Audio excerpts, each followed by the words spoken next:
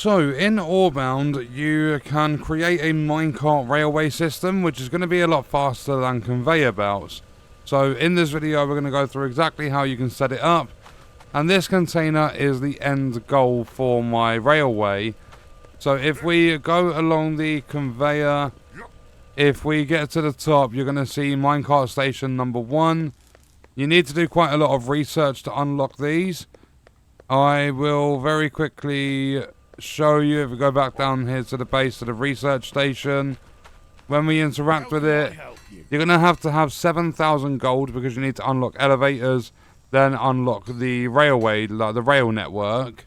And you're going to need some ore deposits, so mine are going to be gold and silver.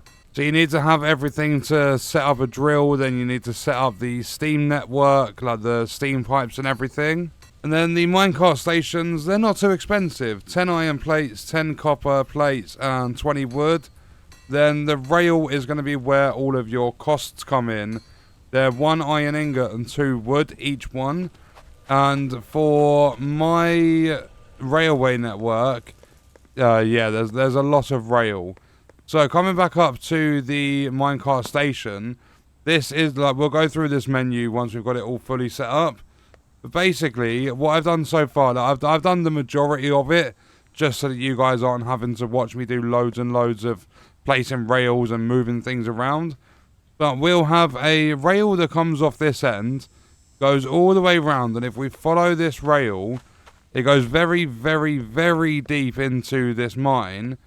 So if we keep coming all the way down, as we keep making progress, we're going to come to the first section of this mine, like this cave, but we go even deeper down. So you'll see my like the other end of the minecart, like the rail going this way, because you need to have it as a two-way system. So if we come down, this is not it. We still got to go even further down. So just keep following this all the way to the very bottom. You'll see how much rail I've had to place down. And I've had to get 2 different pipes down here, because I've got a silver and a gold like gigantic node down here. So when we get down here, we have our minecart station down here. And this is already packed with silver and gold ore.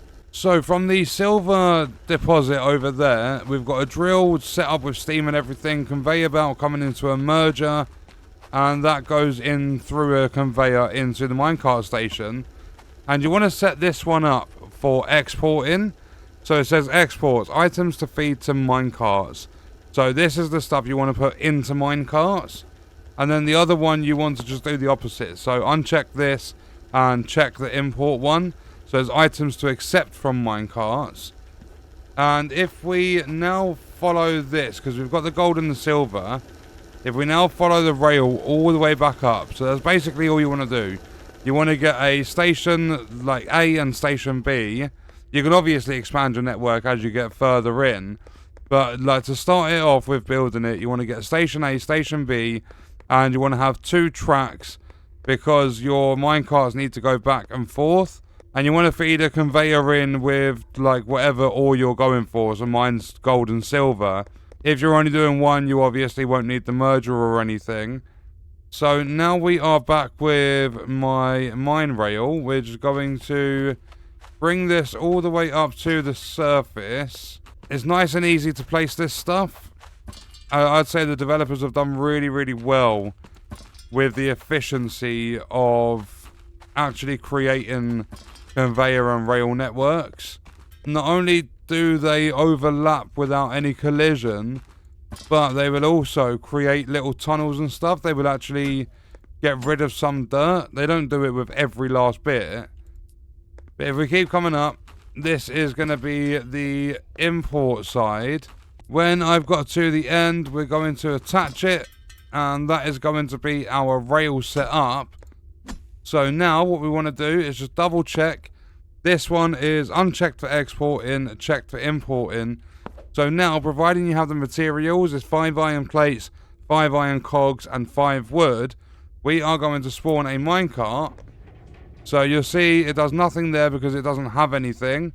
And then it goes very quickly all the way through your system, and you can spawn multiples. I'm going to do number 2. I'm going to do 4 of these, so that's number 2 gone, then number 3, and then once that one leaves, number 4. So now, we're not going to be able to catch it, unfortunately. I'm just going to just get rid of this because I'd like to see the whole rail. It doesn't have any effect having bits of dirt in the way, but I like all of my stuff to be clear of any even visual obstructions. So I mean, we're probably going to see the minecarts passing us as we make our way back down. But that's how you set it all up. You just have to put A and B stations, do a back and forth rail, and then you need to set up the import and export. And I will show you when I get all the way down to the gold and silver. Here comes our first minecart, and it's full of goodies. So the second one should be coming up soon. If I just get rid of this, I'm kind of just taking it. Oh, okay. I got launched by my own minecart. But yeah, be careful standing on your tracks. These minecarts are very quick. So back down here, you'll see that our machines are working again. You'll see the conveyors are feeding stuff. And they are going to build back up. I could probably do with some more minecarts, to be fair. But anytime soon, hopefully, we should see a minecart make its way back down here. So if we... I'll skip until one comes back down. And I can see one coming down. It was maybe 6 or 7 seconds later. So that's going to come into the station. And we're going to be able to see how much ore it's going to take. So I think it took around 60. But then it's going to go on the other track and make its way back up. So we've got another one coming down now. Oh, that would have been perfect. I was going to say I'm going to try and ride one of the minecarts. I got on top of it, but unfortunately I got knocked off by the rail overlapping. But now we know that the minecarts are successfully taking stuff up to the surface where we want it. I'm going to make my way up there, and I'll show you guys exactly what happens, providing I don't get stuck.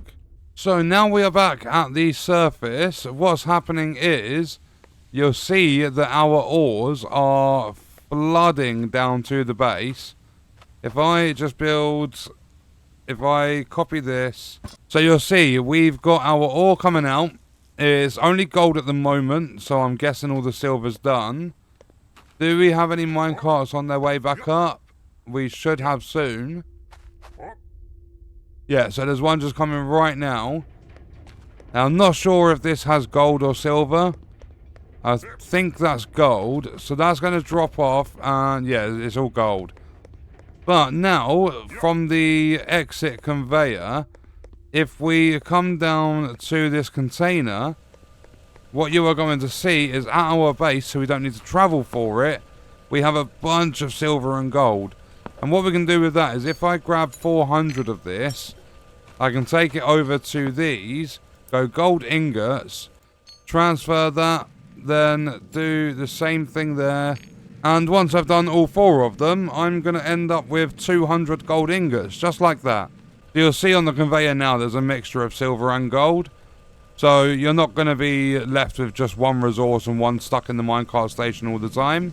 So that is exactly how to build a minecart railway system in Orebound, and I think they're absolutely fantastic. But we are going to leave that video there. I will see you guys in the next one.